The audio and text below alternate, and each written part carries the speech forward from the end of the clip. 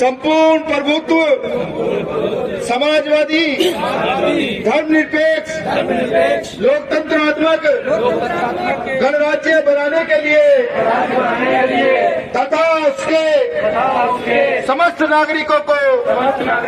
सामाजिक, आर्थिक और राजनीतिक न्याय, विचार अभिव्यक्ति, विश्वास, धर्म और उपासना की स्वतंत्रता, प्रतिष्ठा और अवसर की समता प्राप्त कराने के लिए तथा उन सब में व्यक्तियों की गरिमा और राष्ट्र की एकता और अखंडता सुनिश्चित करने वाली बंधुता बनाने के लिए दृढ़ संकल्पित होकर के आज 26 नवंबर सन 2024 को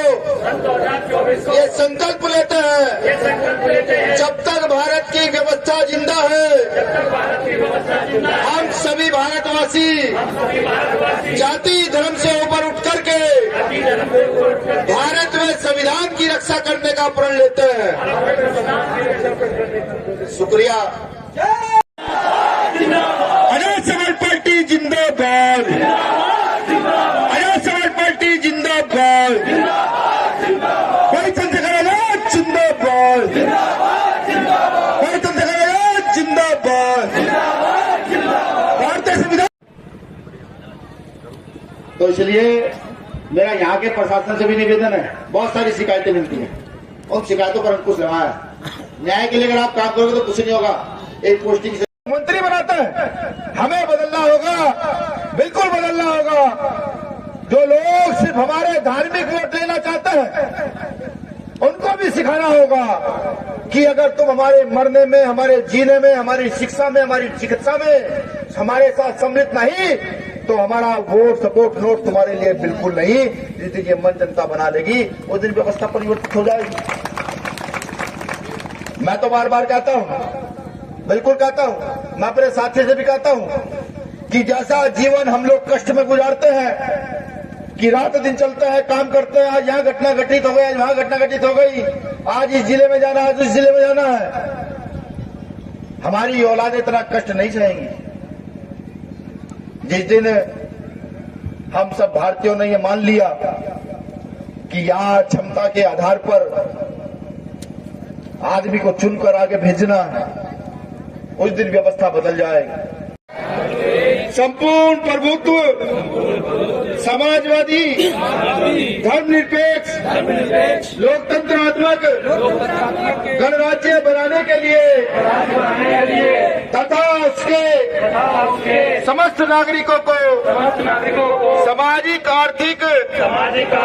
और राजनीतिक न्याय, विचार अभिव्यक्ति, विश्वास, धर्म और उपासना की स्वतंत्रता, प्रतिष्ठा और अवसर की समता प्राप्त कराने के लिए तथा उन सब में व्यक्तियों की गरिमा और राष्ट्र की एकता और अखंडता सुनिश्चित करने वाली बंधुता बनाने के लिए दृढ़ संकल्पित होकर के आज 26 नवंबर सन 2024 को ये संकल्प लेते हैं, जब तक भारत की व्यवस्था जिंदा है हम सभी भारतवासी जाति धर्म से ऊपर उठ करके भारत में संविधान की रक्षा करने का प्रण लेते हैं। शुक्रिया। इस देश की महिलाओं को, शोषितों को, वंचितों को, इस देश के अछूतों को आजादी मिली, या मैं ये कहूं वो लड़ाई जो लाखों सालों से इस देश में चल रही है, जातिवाद की लड़ाई, धर्मवाद की लड़ाई, बराबरी और गैर बराबरी के बीच लड़ाई, अपमान और सम्मान की लड़ाई, सही और गलत की लड़ाई, उस लड़ाई को किसी ने कलमबद्ध कर इस देश के प्रत्येक नागरिक को मानने का अधिकार दिया, वो दिन आज है। तो मैं आज के दिन को झुककर नमन करता हूं, बाबा साहब के चरणों में नमन वंदन करता हूं और भारतीय संविधान को बचाने का प्रण भी लेता हूं कि जब तक यहां भीम आर्मी का एक कार्यकर्ता जिंदा रहेगा, तब तक भारतीय संविधान के लिए हर वो लड़ाई लड़ी जाएगी जो संभव हो या असंभव। भीम आर्मी जब बनी थी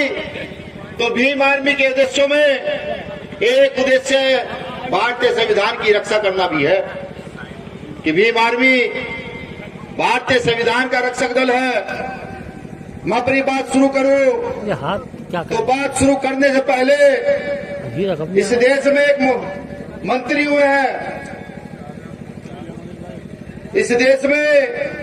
एक मंत्री हुए हैं जिसने संविधान से 2 शब्द हटाने के लिए सुप्रीम कोर्ट में याचिका डाली थी।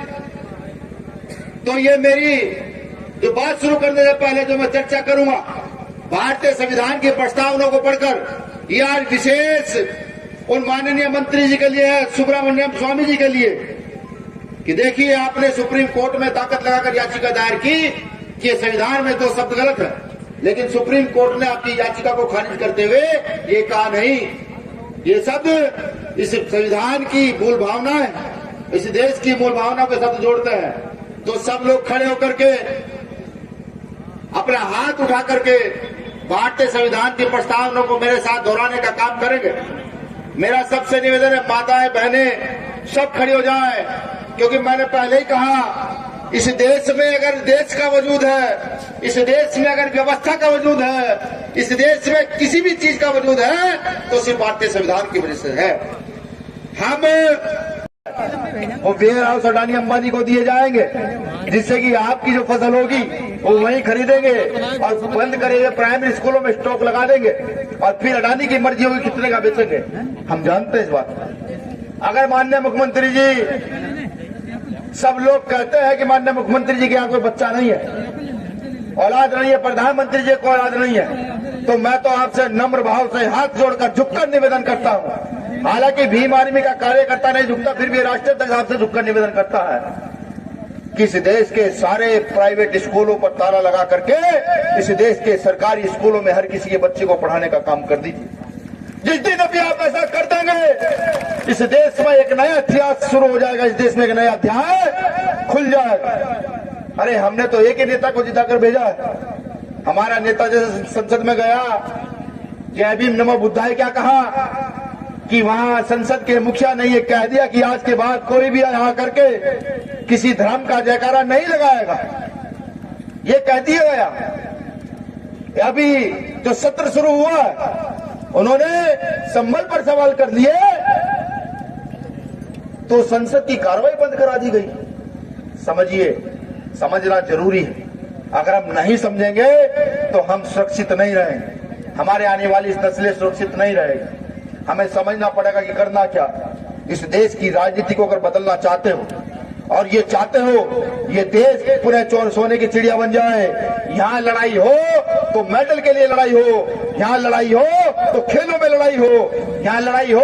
तो 2 वैज्ञानिक लड़े कि अगर तुमने परमाणु डॉक्टर एपीजे अब्दुल कलाम के लिए दिया है तो मैं 10 गुना ताकत इस देश को देकर के जाना चाहूंगा। तो ये लड़ाई ये हो, यहाँ जाति धर्म की लड़ाइयां ना हो। अगर आप सब ये चाहते हो तो आप अपनी जिम्मेदारियों को समझो। लोग कहते हैं गलत, लेकिन मैं खुद को गलत मानता हूं, जनता को गलत मानता हूं। किस लिए? कि हम व्यवस्था को नहीं समझ रहे, नई व्यवस्था की ओर बढ़ रहे हैं। हमें बढ़ना होगा, यहाँ की पूंजीपति राजनीति को लात मार करके जमीन पर डालना होगा। और ऐसे लोग जो राजनीति लड़ने का काम करते हैं, मेरा छोटा भाई सौरभ जिसका एक हाथ खराब है, यहाँ का जिलाध्यक्ष कहाँ है? यहाँ का जिलाध्यक्ष ये देखो, मैं इसके घर गया, बहुत गरीब परिवार से है, लेकिन बाबा साहब अम्बेडकर के आंदोलन का इतना बड़ा अनुयायी है कि रात दिन काम करने के लिए तैयार है। क्या मेरे हिसाब से अध्यक्ष जी जब यहाँ आएंगे तो स्वयं बताएंगे आपको कि घरों से 6-6 महीने 1-1 साल बाहर रहे और 1 साल बाहर रह के भी उन्होंने संगठन का निर्माण किया। आपके मंडल में बहुत सारे ऐसे पदाधिकारी मौजूद हैं जिनको अकेले आके एक एक व्यक्ति को चुन के संगठन खड़ा किया। लेकिन माननीय अध्यक्ष जी, मैं आपसे भी कहना चाहता हूं कि जो 9 साल पहले आपने बीज बोया था, आज वो बीज बड़े पेड़ का आकार ले चुका है। एक ऐसे पेड़ का आकार जो न सिर्फ अपने नीचे लोगों को छाया भी दे रहा है बल्कि फल का भी इंतजाम कर रहा है। मैं मानता हूं कि समय जरूर लगेगा फल पाने में, लेकिन वो वक्त दूर नहीं जिस दिन इस बहुजन समाज का हुक्मरान लखनऊ और दिल्ली की धरती पर बैठेगा, तब शायद ये देश आपके संघर्ष को सलाम करेगा कि कोई ऐसी शख्सियत थी जिसने हमको यहां से लाके यहां तक खड़ा कर दिया। मुझे याद आता है काशीराम साहब का एक कोट, उन्होंने एक आर्टिकल छपा, उसमें एक लेडी थी,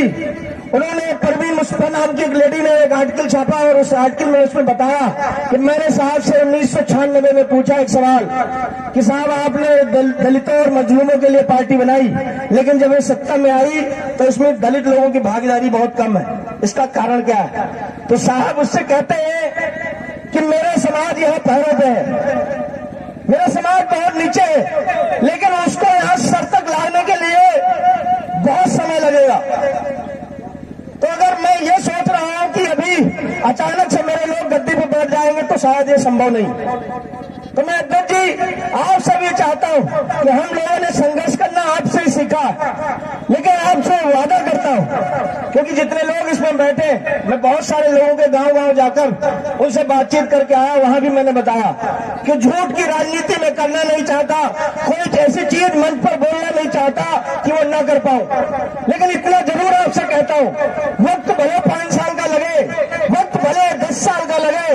लेकिन वो दिन जरूर लाएंगे जिस दिन मेरे समाज का एक व्यक्ति भूखा नहीं सोएगा। वो वक्त जरूर लाएंगे जिस दिन मेरे समाज का एक व्यक्ति नंगा नहीं रहेगा। वो दिन जरूर लाऊंगा जिस दिन मेरे समाज पर लाठियां बरसाने के पहले उनको 100 बार सोचना पड़ेगा। माननीय अध्यक्ष जी, ये पूरनपुर पीलीभीत वो जगह है जहां पर मैं पिछले 4-5 दिनों से मेरी बहुत लोगों से बातचीत हुई और मैंने ये महसूस किया कि यहाँ पर अलग अलग संगठनों ने जो हिंदू धर्म के नाम पे या कुछ और सामाजिक संगठन बना के यहाँ पर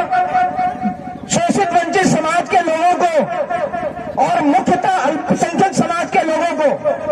प्रताड़ना यहाँ पर कर रहे हैं। मैं आज इस मंच के माध्यम से आप सबको कहना चाहूंगा, मैं परसों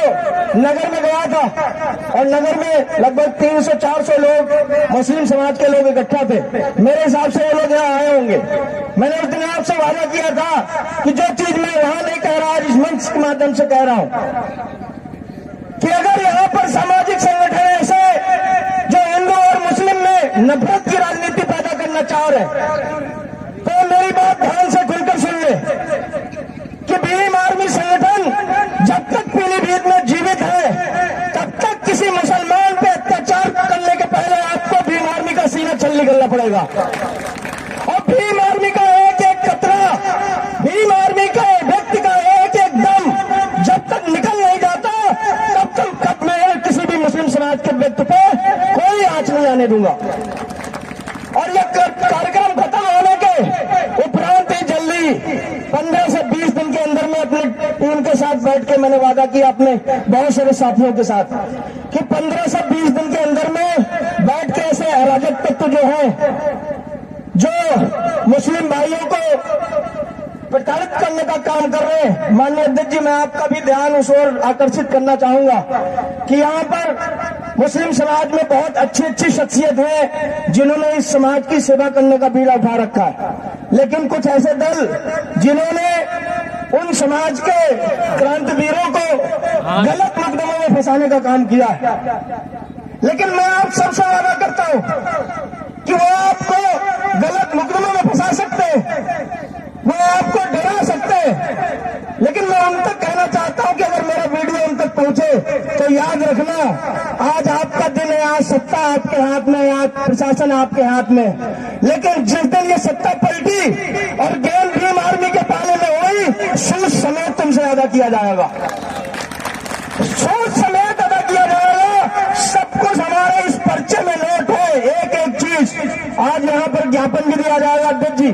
और उस ज्ञापन में भी हमने मेंशन कर रखा है कि अल्पसंख्यक समाज पे जो भी अत्याचार हो रहे हैं, अगर जल्द बंद नहीं हुए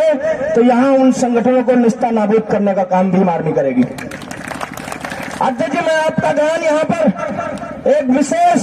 परेशानी की ओर जरूर ध्यान केंद्रित करना चाहूंगा कि यहाँ पर नदी से पार जो नदी है, उसके उस पार से लोग यहाँ पर बहुत सारे लोग आए हुए, हमारे साथी हरीश गंगवार जी यहाँ पर बैठे हुए, उनके साथ भी बहुत साथी लोग वहां से चल के आए हुए। नदी का कटान हो और उस कटान की तबाही में बहुत सारे घर भी उजड़े,